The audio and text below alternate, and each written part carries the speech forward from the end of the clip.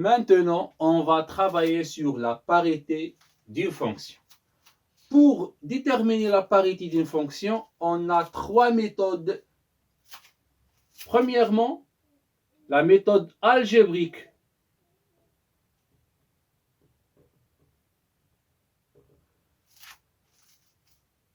Ici, on a deux conditions. Donc, pour déterminer la parité d'une fonction, c'est-à-dire est-ce que la fonction est paire ou bien la fonction est impaire, il existe deux conditions.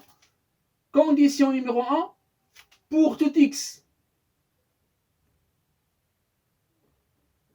appartient à df, on a moins x appartient aussi à df.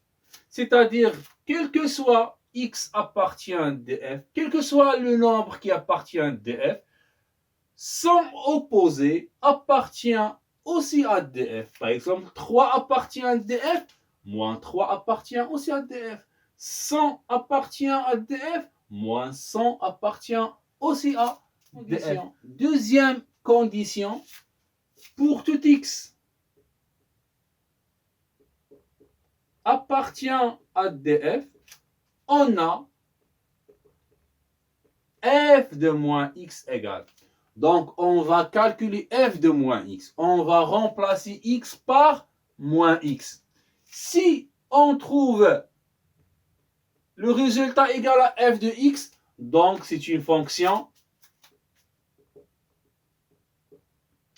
f est une fonction paire. Très bien. Donc, pour déterminer est-ce que f est une fonction paire, il faut vérifier les deux conditions.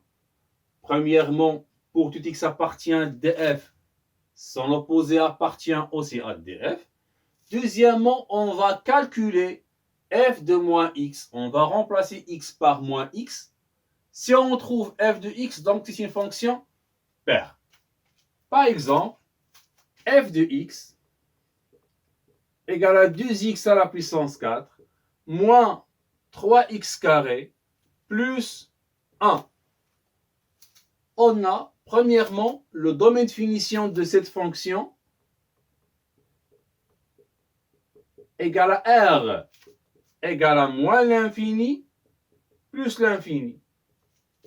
Dans cet intervalle, on a, quel que soit x appartient à df, moins x appartient aussi à df. Donc, pour tout x appartient à df, ou bien x appartient à r, on a moins x appartient aussi à df. Donc, cette condition est vérifiée. Deuxième condition, donc on a pour tout x appartient à df. Maintenant, on va calculer f de moins x. C'est-à-dire, on va remplacer x par moins x. Donc, f de moins x égale à combien?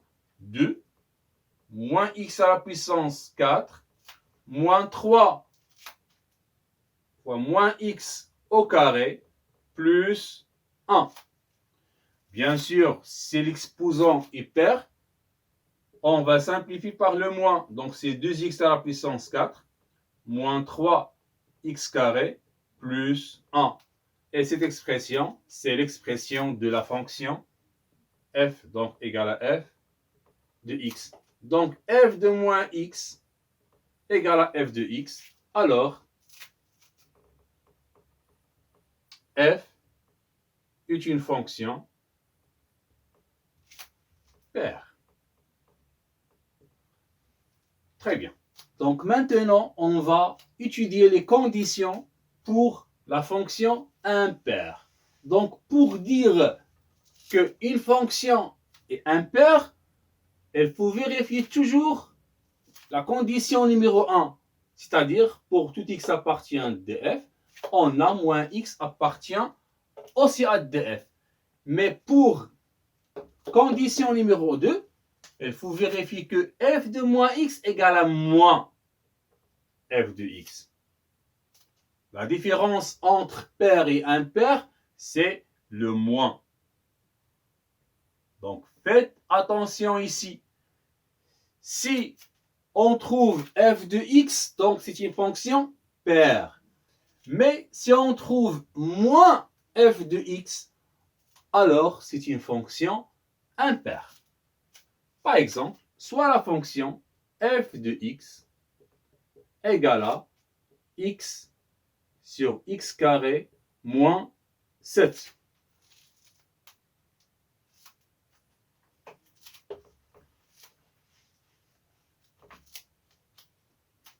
Par exemple, soit la fonction f de x égale à x sur x carré moins 1.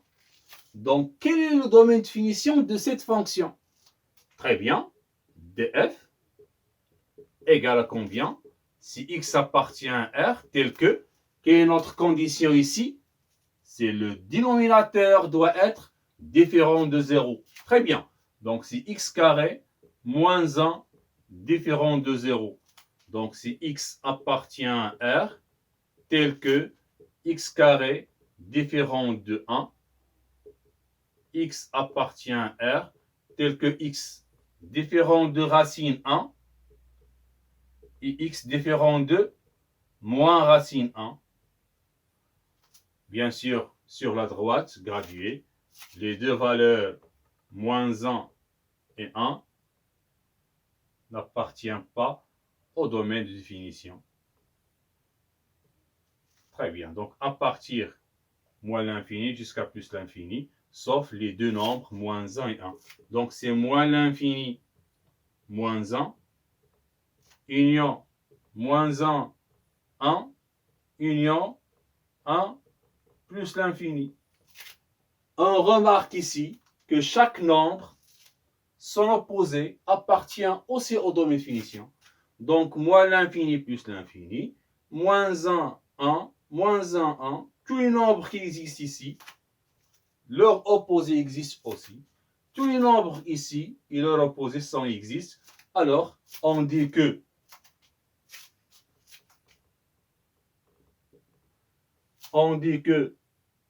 pour tout x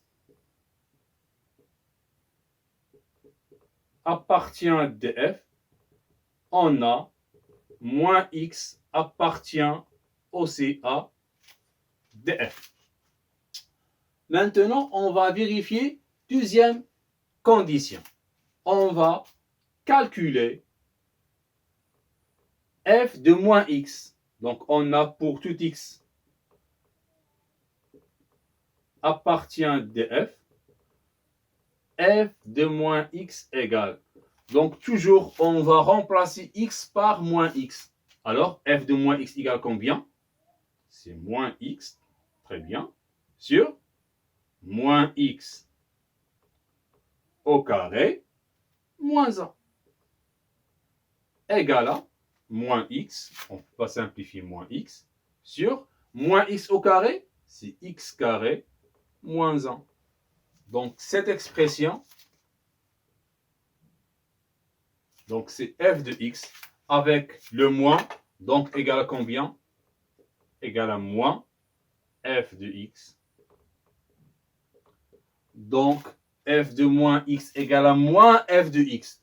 Alors, c'est une fonction impaire. Très bien. Alors, f est une fonction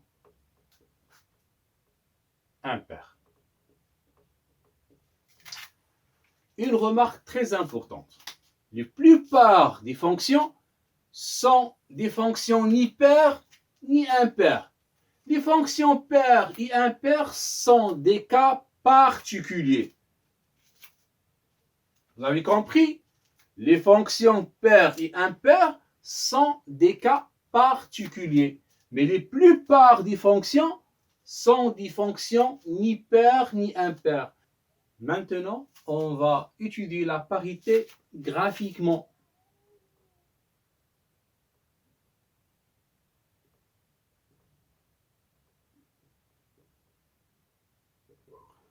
Donc, comment on peut savoir si la fonction est paire ou bien impaire graphiquement? Donc, toujours, il existe deux conditions. Condition numéro 1, pour tout x appartient au domaine de finition, moins x appartient aussi au domaine de finition. Deuxième condition, pour vérifier que la fonction est paire, il faut que l'axe des ordonnées, l'axe des y, est un axe de symétrie. Si on a par exemple la courbe représentative d'une fonction g, donc premièrement, quel est le domaine de définition de cette fonction? Donc, avant cette abscisse, on n'a pas la courbe. Donc, tous les droites ne coupent pas la courbe. Donc, la courbe à partir de l'abscisse moins 6 existe. Donc, le domaine de définition, c'est moins 6 jusqu'à 6. Très bien. Donc, df égale à l'intervalle fermé, moins 6, 6. Est-ce que pour tout x appartient au domaine de finition, moins x appartient au domaine de finition? Oui, très bien. Donc, pour tout x appartient à df, on a moins x appartient aussi à df. Deuxième condition, est-ce que l'axe des ordonnées est un axe de symétrie? On remarque que la symétrie de ce point est le même, très bien. Le symétrie de ce point, c'est le même ici, très bien. Et le symétrie de moins 6, 6. Donc vraiment, on remarque que l'axe des ordonnées, c'est un axe de symétrie, puisque l'axe des ordonnées est un axe de symétrie, alors la fonction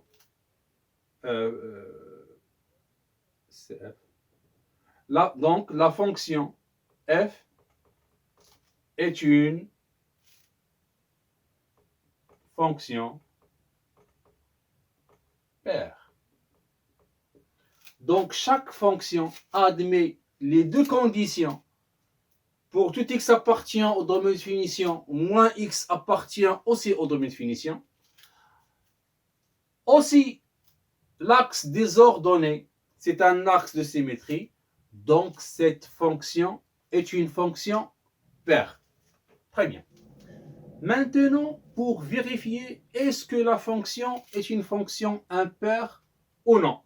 Donc, première condition, toujours, il faut que pour tout x appartient au domaine de finition, moins x appartient aussi au domaine de finition. Mais pour deuxième condition, il faut que l'origine O doit être un centre de symétrie de la fonction f. Donc, la courbe représentative de la fonction doit être symétrique par rapport à l'origine O. Donc, premièrement, notre domaine de finition de cette fonction, c'est f. Donc, df égale à combien? Donc, c'est moins 5, 5. Moins 5, 5. Donc, condition numéro 1, vérifier. Car chaque nombre ici, leur opposé ou bien son opposé existe. Donc, on dit que pour tout x appartient à df, on a moins x appartient aussi à df. Et on remarque que l'origine est un centre de symétrie. Le symétrique de ce point par rapport à O, c'est ce point. Le symétrique de ce point par rapport à O, c'est le point qui existe ici. Donc, on remarque que vraiment O, c'est un centre de symétrie, donc c'est une fonction impaire. Donc, puisque O est un centre de symétrie, alors f est une fonction impaire. Très bien. Maintenant, on va déterminer la parité d'après les variations de la fonction. Par exemple, soit le tableau de variation d'une fonction, par exemple f de x, son domaine de finition moins 10, 10, c'est-à-dire x appartient à l'intervalle moins 10, 10, avec x peut être égal à moins 2, peut être égal à 2, et le 0. Par exemple, cette fonction se forme là. 5, 5, 8. Par exemple. Donc, qu'est-ce qu'on remarque? On remarque que on a ici l'intervalle moins 10, 2. Moins 10, moins 2. Quel est l'intervalle opposé de l'intervalle moins 10, 2? On remarque que c'est l'intervalle de 10. 2, 10. Et quel est l'intervalle opposé de l'intervalle moins 2, 0? L'intervalle opposé de l'intervalle moins 2, 0, c'est l'intervalle 2, 0. Très bien. 0, 2. Donc, chaque intervalle, il existe son opposé. Qu'est-ce qu'on remarque? Par exemple, sur l'intervalle moins 10, moins 2, la fonction est décroissante. Et sur l'intervalle opposé, la fonction est croissante. Donc, n'ont pas la même variation. N'ont pas les mêmes variations sur l'intervalle opposé. Sur l'intervalle moins 2, 0, on a la fonction est croissante. Et sur l'intervalle opposé, les variations sont décroissantes. Donc, si la fonction n'a pas les mêmes variations dans les deux intervalles opposés, on dit que c'est une fonction paire. Donc, quelle est la définition pour être une fonction paire? Donc, première condition, pour tout x appartient au domaine de finition, moins x appartient au domaine de finition.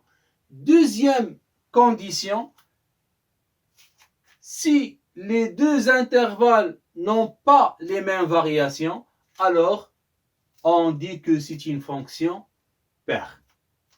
Très bien. Maintenant, soit la fonction g de x, g, tel que g de x égale à, par exemple ici, moins l'infini, plus l'infini, ici le 0, moins 3, 3.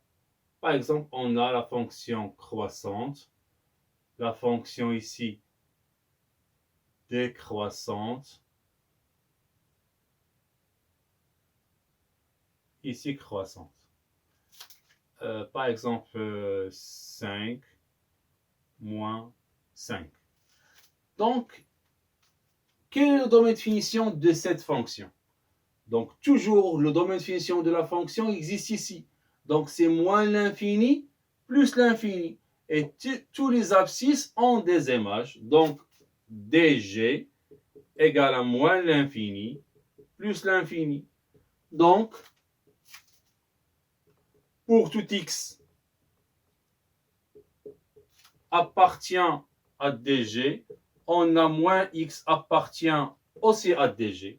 Donc, La première condition. Deuxième condition. Dans l'intervalle moins l'infini moins 3, quel est l'intervalle opposé? C'est l'intervalle 3 plus l'infini. Très bien. Donc l'intervalle moins l'infini moins 3, sans l'intervalle opposé, c'est 3 plus l'infini. Et l'intervalle moins 3, 0, quel est l'intervalle opposé de moins 3, 0? C'est l'intervalle 0, 3. Très bien. 0, 3. Qu'est-ce qu'on remarque maintenant? Sur l'intervalle moins l'infini moins 3, la fonction g est croissante. Et sur l'intervalle opposé, la fonction aussi croissante. Très bien. Et sur l'intervalle moins 3, 0, la fonction est décroissante. L'intervalle opposé, décroissante. Donc, qu'est-ce qu'on remarque? Les deux intervalles opposés en même variation. Donc, si les deux intervalles ont même variation, on dit que la fonction est impaire. Donc, merci. ونتمنى الله تعالى أنه يكون هذا الكور هذا كلير pour vous. السلام عليكم.